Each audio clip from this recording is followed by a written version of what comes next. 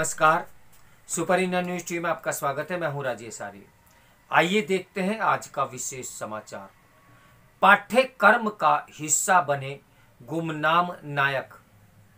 यह सुनिश्चित किया जाए कि षड्यंत्र से नेपथ्य में धकेल दिए गए इतिहास के नायकों को यथोचित सम्मान मिले। समय सदा एक सा नहीं रहता। सत्य अंततः प्रकाशित होता है। छल बल से आरोपित एवं प्रायोजित स्थापनाओं को जन सामान्य के गले उतारने के लिए कितनी भी कोशिश क्यों न की जाए, वे लंबे काल खंड तक नहीं टिकते। अनुकूल अवसर एवं परिवेश पाते ही देश के साथ नाभिनाल संबंधों से जुड़ा उसका संतानवत समाज अपनी मूल पहचान की ओर निश्चितता लौटता है। भारतीय समाज भी इन दोनों अपनी राष्ट्रीय एवं सांस्कृतिक अस्मिता को लेकर सजग हुआ है। वह अपनी ऐतिहासिक विरासत को सजोना चाहता है। वह लोक में प्रसिद्ध नायकों महानायकों के बारे में विस्तार से जानना चाहता है। अकादमिक जगत और इतिहास की पाठ्य पुस्तकों द्वारा उसके समक्ष अब तक जो इतिहास परोसा गया उससे वह सहमत नहीं। उसे वह अधूरा, एकांगी एवं औपनिवेशिक मानसिकता से ग्रस्त पाता है। उसे इन पुस्तकों में अपनी संस्कृति, धर्म, ज्ञान, परंपरा, लोक एवं साहित्य आदि के दर्शन नहीं होते, बल्कि उन्हें पढ़ने से ही हीन भावना विकसित होती है। ये राष्ट्रीय विस्मृति एवं स्वाभिमान शून्यता का संचार करते हैं। इनमें आक्रांताओं का यशोगायन तो खूब किया गया है, परंतु साहस एवं दृढ़ता के साथ उनका प्रतिकार करने वाले देश के वीर सपूतों की घनघोर उपेक्षा की गई है। इनमें पराजय को ही भारत की नियति सिद्ध करने की जो कुचेष्टा की गई है, जबकि दुनिया जानती है कि ये एकमात्र ऐसा देश है जो अपनी सनातन संस्कृति की सभ्यता को और सत्यता को बनाए रखने में लगभग सफल रहा है। क्या कोई पराजित सभ्यता अपने जीवन मूल्यों, आदर्शों, परंपराओं, मान बिंदुओं की रक्षा कर सकती थी? कदापि नहीं। सत्य यही है कि भारत का इतिहास पराजय का नहीं, बल्कि संघर्ष, शौर्य एवं पराक्रम का है। देश का कोई भी भूभाग ऐसा नहीं जहां विदेशी आक्रांताओं को निरापद शासन करने दिया गया हो। जिन्होंने उन आक्रांताओं के विरुद्ध स्वतंत्रता की अलख जलाए रखी और उनके दुर्बल पड़ते ही अपने राज्य और प्रजाजनों को उनके अन्याय अत्याचार से मुक्त कराया, परंतु दुर्भाग्य से ब्रिटिश इतिहासकारों ने इतिहास संबंधी जो मिथ्या धारणाएं गढ़ी, उसे निहित स्वार्थ की पूर्ति एवं छंद पंथ निरपेक्षतावादी राजनीति के नाम पर स्वतंत्रता के पश्चात भी निरंतर जारी रखा गया।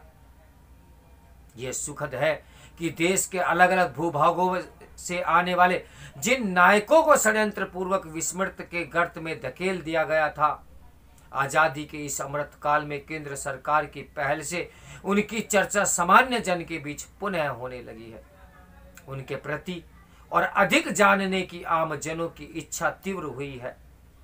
चाहे मानगढ़ धाम की गौरव गाथा कार्यक्रम के माध्यम से भील समुदाय से आने वाले महान स्वतंत्रता सेनानी गोविंद गुरु को याद करने, या बेंगलुरु शहर के संस्थापक नादर प्रभु केपे गौड़ा की 108 फीट ऊंची कांस्य प्रतिमा का अनावरण करने, या इसी वर्ष जुलाई में आंध्र प्रदेश के भीमारावम में महान स्वतंत्रता सेनानी अल्लूरी सीताराम राजू को की 125वीं जयंती पर वर्ष भर चलने वाले समारोह की शुरुआत करने, या जून में मुंबई राजभवन में क्रांति गाथा गैलरी का शुभारंभ कर वासुदेव बलवंत फड़के, चफेकर बंधु, बाल गंगाधर तिलक, वीर सावरकर, बाबा राम सावरकर, क्रांति गुरु, लाहूजी साल्वे, अनंत लक्ष्मण कान्हेरे, भीकाजी कामा और राजगुरु जैसे क्रांतिकारियों की स्मृति को सजोने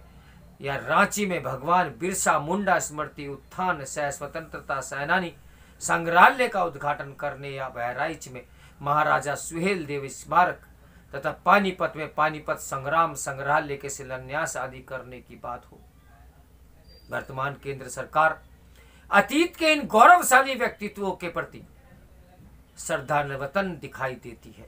ऐसे प्रयास जहां राष्ट्रीय चेतन का संचार करते रहे हैं और संचार करते हैं, वहीं इनसे युवाओं के भीतर राष्ट्र के प्रति गौरव, भक्ति एवं कर्तव्यपरायणता की भावना विकसित होती है।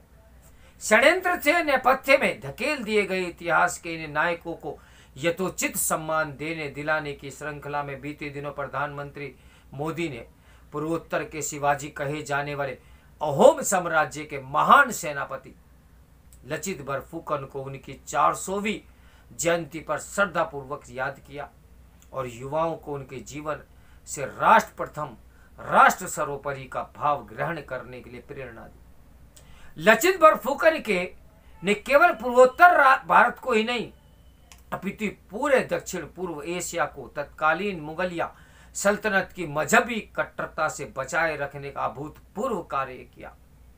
बंगाल से आगे मुगलों की सत्ता के निर्बाध विस्तार से में वे सुदृढ़ प्राचीर की भांति डटे और खड़े रहे।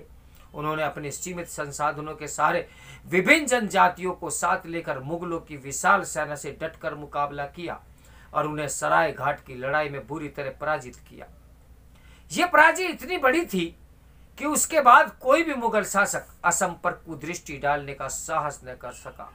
चाहे अकबर हो या औरंगजेब, कुतुबुद्दीन ऐबक हो या इल्तुतमिश, बख्तियार खिलजी हो या ख्वाजा अली, मोहम्मद बिन तुगलिक हो या मीर जुमला, असम में अहोम राजाओं के शौर्य के आगे इन्हें झुकना ही पड़ा। 1206 से 1671 तक मुस्लिम आक्रमणकारियों द्वारा असम पर 22 बार आक्रमण किया गया, पर उस पर स्थायी आधिपत्य उनके लिए सपना ही रहा।